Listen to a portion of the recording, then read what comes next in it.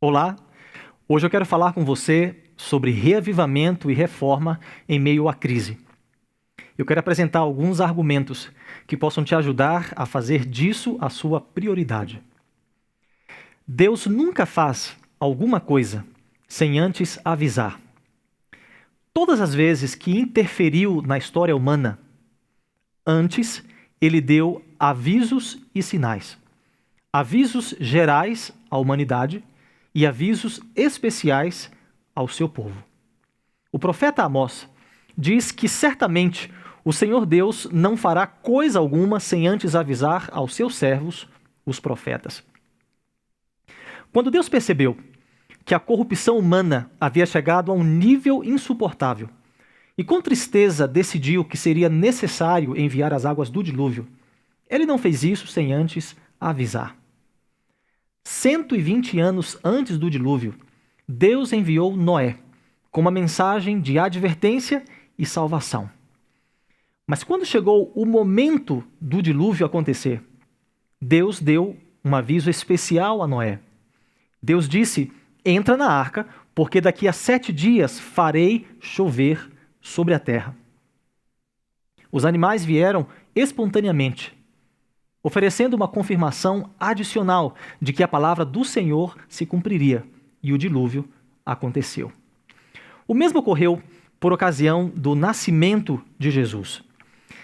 Cerca de 500 anos antes do nascimento de Jesus, Deus disse com precisão a Daniel quando o Messias viria. Mas os anos iam se passando e as pessoas permaneciam indiferentes. Os sacerdotes, até mesmo os doutores da lei, não tinham qualquer interesse na vinda do Messias. Apenas algumas pessoas aguardavam ansiosamente o aparecimento do Messias. E a estas pessoas, Deus deu avisos especiais. Zacarias, o sacerdote, enquanto ministrava no templo, o anjo Gabriel lhe disse que ele teria um filho e que esse filho, que receberia o nome de João Batista, seria o precursor do Messias, aquele que prepararia o caminho para o Messias. A Simeão foi dito que ele não morreria sem antes ver o Messias. O mesmo aconteceu com os pastores que estavam trabalhando na região de Belém. Um anjo apareceu a eles e lhes disse: hoje vos nasceu na cidade de Davi o Salvador, que é Cristo, o Senhor. E isso vos servirá de sinal. O encontrareis envolto em panos, numa manjedoura. Em Mateus capítulo 24, o Senhor Jesus fala sobre a destruição de Jerusalém. Ele avisou que não ficaria pedra sobre pedra que não fosse derrubada.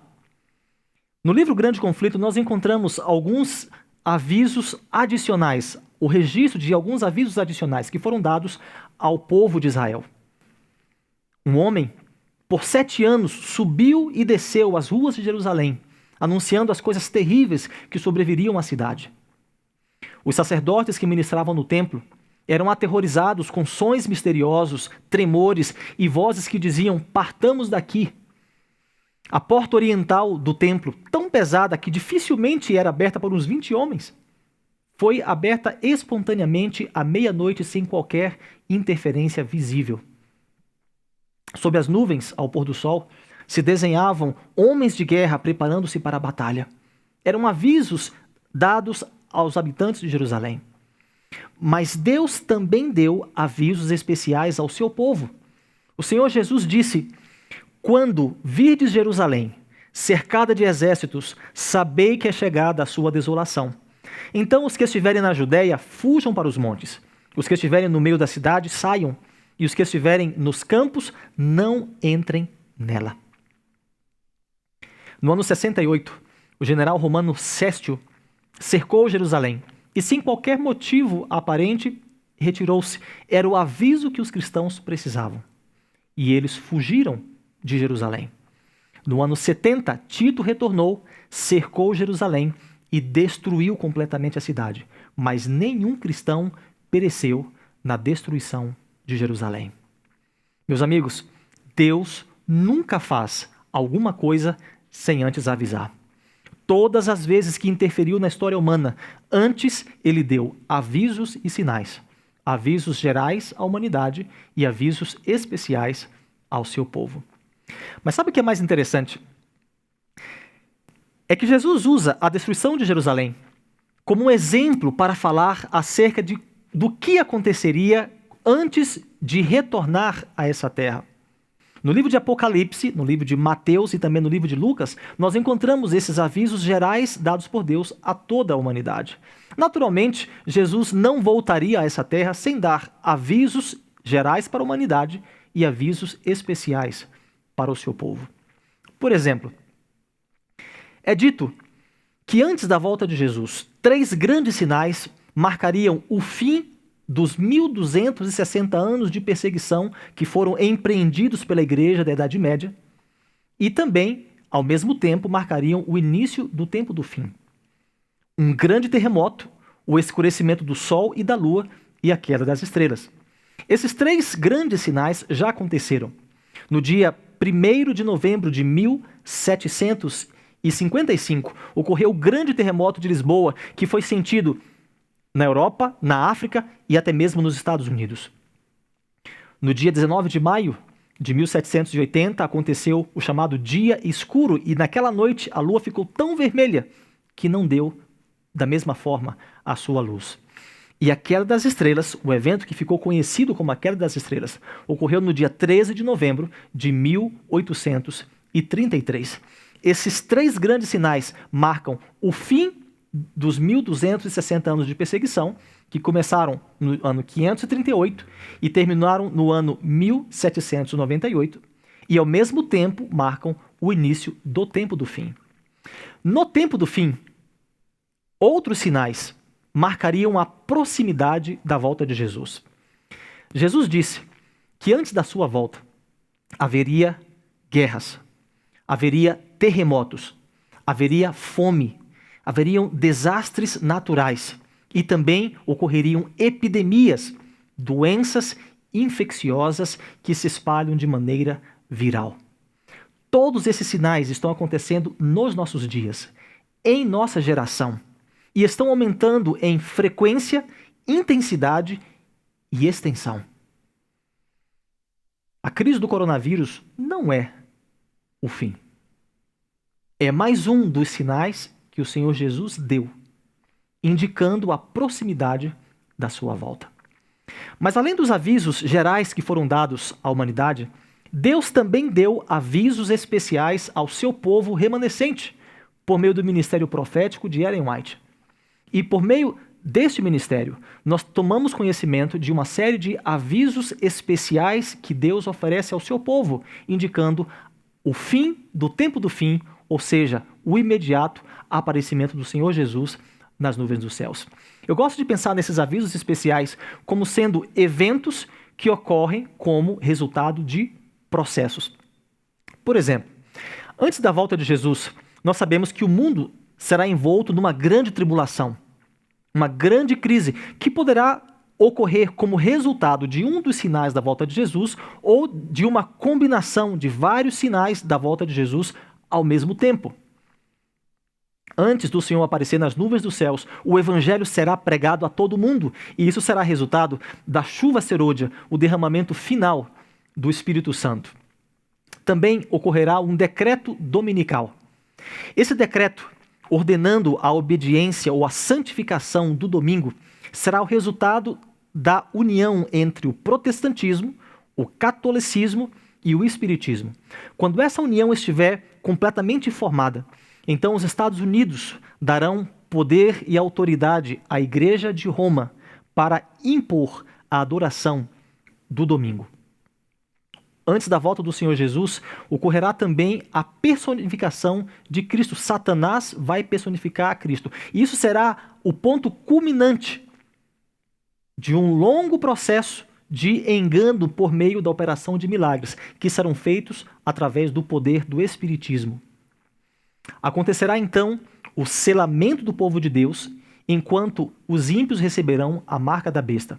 O mundo estará polarizado entre aqueles que obedecem a Deus e a sua lei, e aqueles que aderiram ao falso sistema de adoração implementado pelas autoridades civis e também religiosas.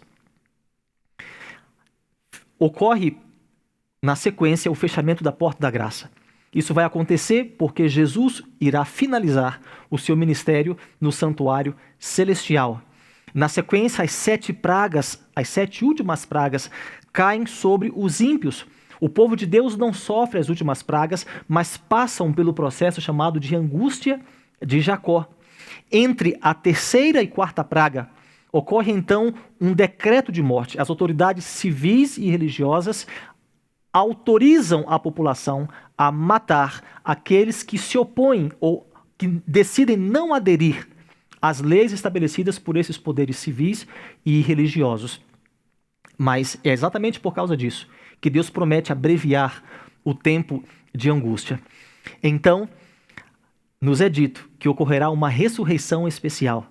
Essa ressurreição será o primeiro sinal, a primeira indicação que chegou o momento do livramento final do povo de Deus. Essa ainda não é a ressurreição final de todos os justos.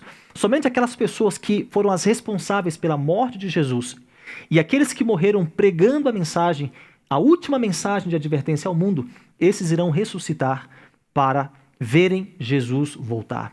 E então, como resultado final de todos esses eventos e processos, nós veremos Jesus voltar. Eu acredito que para poder passar por esses eventos e processos, será necessário uma fé sólida. Uma fé do tipo que não se constrói do dia para a noite. É exatamente por isso que um tempo de graça nos é dado, para nos prepararmos para esse dia. Veja o que nos diz a revelação.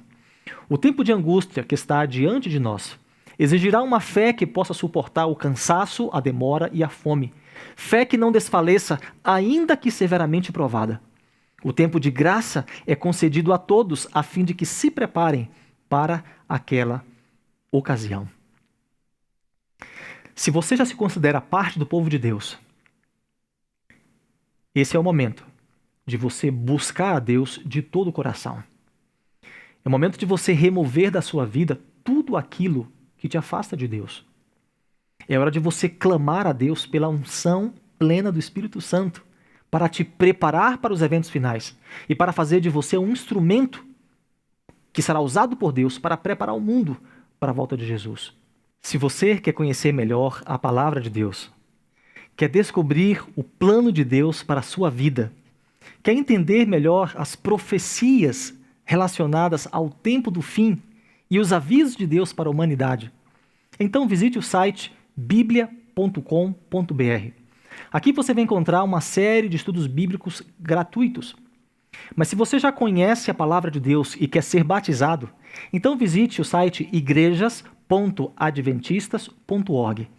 Nesse site você vai encontrar uma igreja adventista bem perto de você. Os eventos que estão acontecendo, a crise do coronavírus, é uma indicação muito clara de que os eventos finais ocorrerão rapidamente. Mas hoje, ainda é tempo para reavivamento e reforma. Hoje, ainda é tempo para a sua decisão. Vamos fazer isso hoje, enquanto há tempo.